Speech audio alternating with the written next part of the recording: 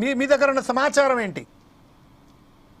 జమీల్, తెలంగాణ ప్రత్యేక రాష్ట్రం ఏర్పాటైన తర్వాత సినీ రంగంలో చాలా మంది ఆంధ్రాకి వెళ్ళిపోతారని చెప్పేసి ఒక ప్రచారం జరిగింది. అయితే ఆ ప్రచారాన్ని తిప్పుకుంటూ కేసీఆర్ ప్రభుత్వం ఆంధ్రాకి వెళ్లకుండా సినీ ప్రముఖులని ఆపడం జరిగింది. అయితే సినిమా రంగం మొత్తం కూడా వైజాగ్ షిఫ్ట్ అవుతాయని చెప్పేసి ఒక ప్రచారం కూడా జరిగింది. అయితే ఆ సమయంలో కేసీఆర్ రాచకొండ ప్రాంతం లోపల 2000 ఎకరాల లోపల ఫిల్మ్ సిటీ నిర్మాణం చేస్తామని చెప్పేసి ప్రకటన చేయడం జరిగింది. దాంతో పాటు అక్కడ ఉన్నటువంటి భూములను కూడా సర్వే చేసి భూములను కూడా టేక్ ఓవర్ చేయడం జరిగింది. 2000 ఎకరాల లోపల తెలంగాణకు సంబంధించినటువంటి ఫిల్మ్ సిటీ, ప్రభుత్వానికి సంబంధించి ఫిల్మ్ సిటీ ఏర్పాటు చేస్తున్నాము.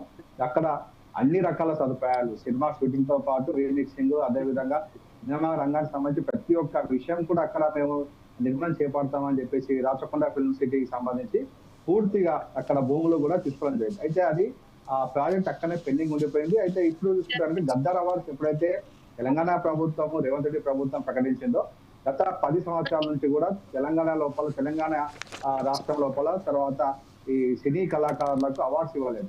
అయితే అప్పటి నుంచి కూడా 2010 నుంచి 2014 నుంచి ఇప్పటి వరకు కూడా 10 సంవత్సరాలకు సంబంధించి ఒకేసారి గద్దర్ అవార్డ్స్ ఇస్తామని చెప్పి ప్రకటన చేయడం, దానికి జయసుధ, సినీ నటి జయసుధని చైర్మన్ గా పెట్టడం జరిగింది.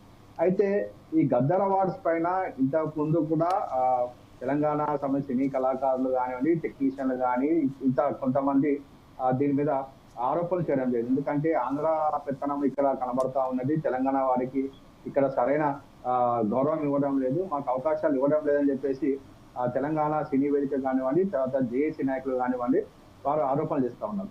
అయితే ఈ సమయం లోపల సినీ రంగానికి సంబంధించినటువంటి చాలా మంది కూడా ఏంటంటే బయటకు వచ్చి మాట్లాడడానికి భయపడతా ఉన్నట్టు తెలుస్తా ఉంది. ఎందుకంటే వారు కనుక బయటకు వచ్చి మాట్లాడితే వారికి మళ్ళీ సినిమా రంగంలో అవకాశాలు కల్పించరు, వారిని అనదొక్కేస్తారు, సినీ రంగం దూరం వెళ్ళగొడతారని చెప్పేసి కూడా సినీ వేదిక వారు ఆరోపణలు చేస్తా ఉన్నారు.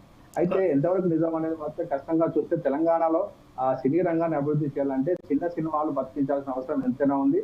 తెలంగాణకు చెందిన కళాకారులు కానివ్వండి, లేకపోతే మ్యూజిక్ డైరెక్టర్లు కానివ్వండి, డాన్స్ మాస్టర్లు కానివ్వండి, లేకపోతే ఇతర టెక్నీషియన్లు కానివ్వండి, కెమెరామెన్లు కానివ్వండి, అనేక మంది తెలంగాణ నుంచి ఉన్నప్పటికీ అక్కడ ఆంధ్ర సంబంధించిన వారికి అవకాశాలు ఎక్కువ వస్తాయని చెప్పేసి బయట ప్రచారం జరుగుతూ ఉన్నది.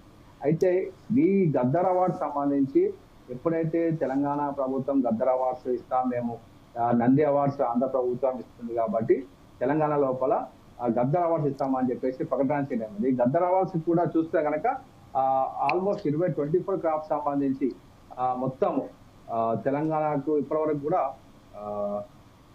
ఆల్మోస్ట్ 1248 అప్లికేషన్లు రావడం, నామినేషన్లు రావడం జరిగింది.